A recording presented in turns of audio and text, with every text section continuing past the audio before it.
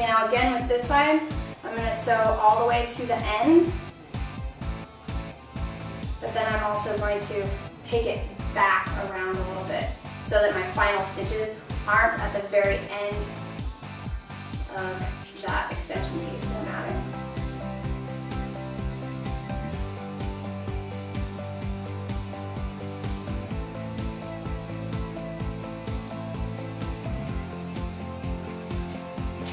So right here, I've already gone all the way to the end, and now I'm finishing up back a little bit farther in.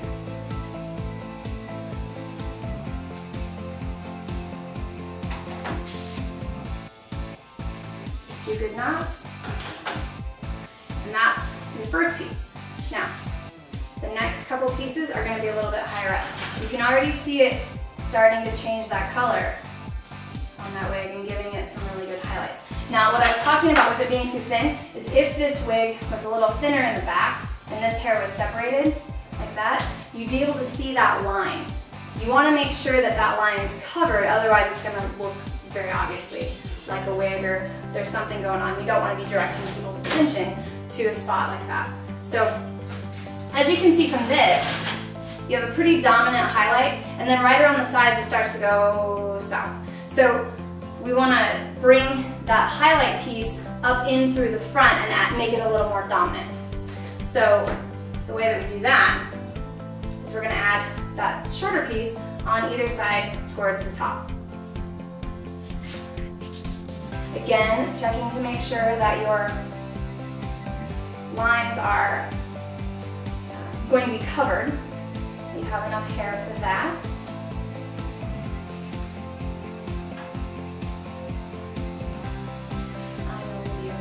Here.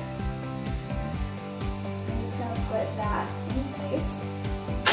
Now at this point, because I'm really anal about symmetry, I'm going to switch it around. And I'm going to find the other side.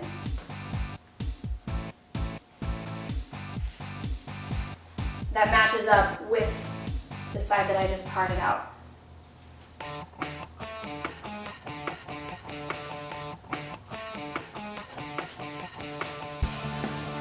And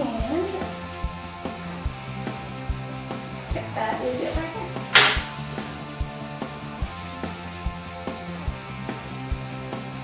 So I'm just basically going to take this whole top section and get it out of my way.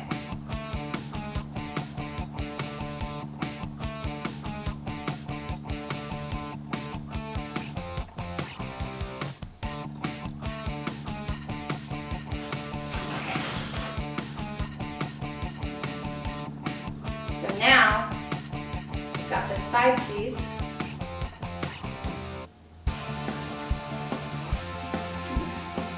Sometimes these finer hairs on the top, because they're so much more dense, want to get in your way. Just move your clip up and just get those out of the way so you don't have to deal with them. Same deal, just thread your needle and start sewing it to that track. Okay, before you start your stitches, sometimes it's easier to go into your weft, your extension weft that you're adding, and put your knot in first. So just going to do that.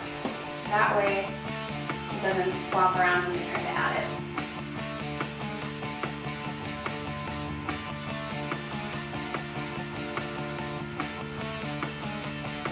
Okay, and again, I'm not starting quite at the end.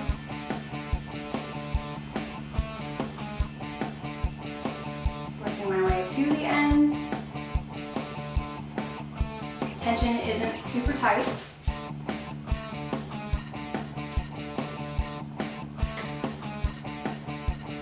Stitches are still about 1 centimeter apart.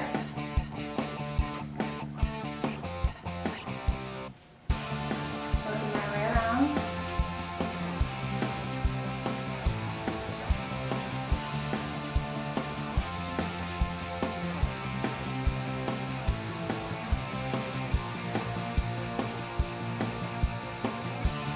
Couple close stitches right towards the end.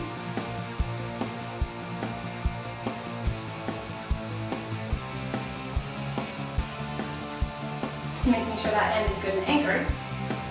And then I'm going to pull back, going the other direction. I'm going to put my knot so that it is not right on the end.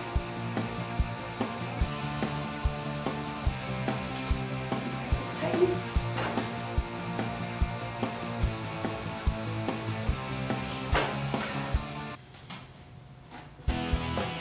Straighten that hair at the top. A little messy with this stitching. And there's your top.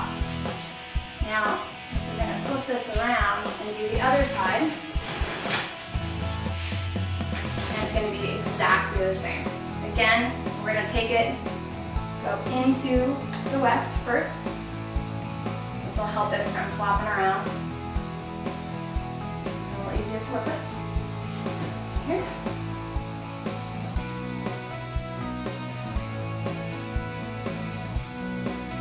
Do a couple stitches forward to secure that end down, and then we're going to move back just like we did on the other ones.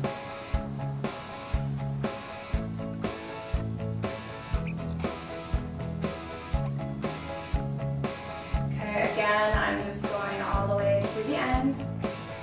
I'm already there.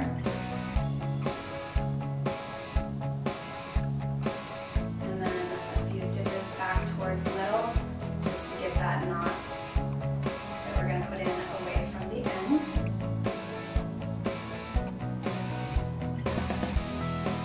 Big stitches in. And now I'm separating the thread just to give it a little tug to tighten it down. And our ends. Combing that hair into place now. This is really cool. This is your highlighted part. Now obviously, if you leave the ends like this, that's not going to be very convincing. So the last step is just to go through with your razor, find those ends, and clean them up.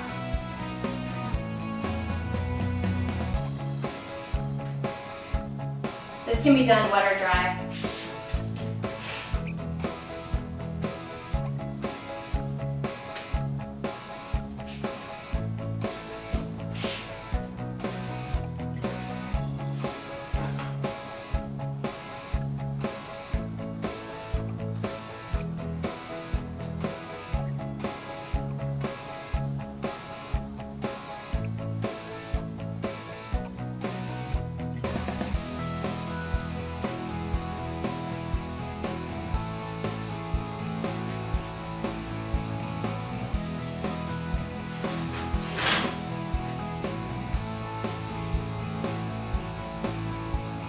Always do the same thing in the bangs too. I didn't really want to see as much because it's just going to be more of a subtle highlight with this one, so I didn't feel it was necessary to put them in the bangs. If you do put them in the bangs, just be really careful, again, not to put them so high up that you can see the tracks on it.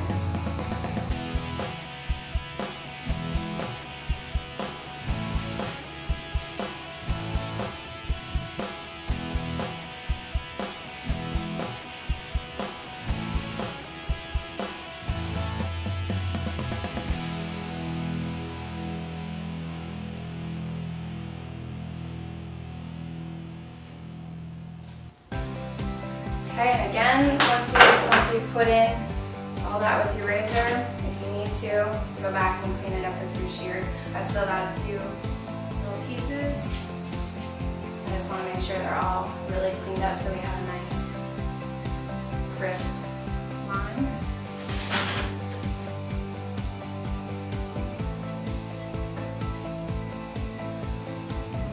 The razor adds in the softness where the shears will give you that nice, clean line.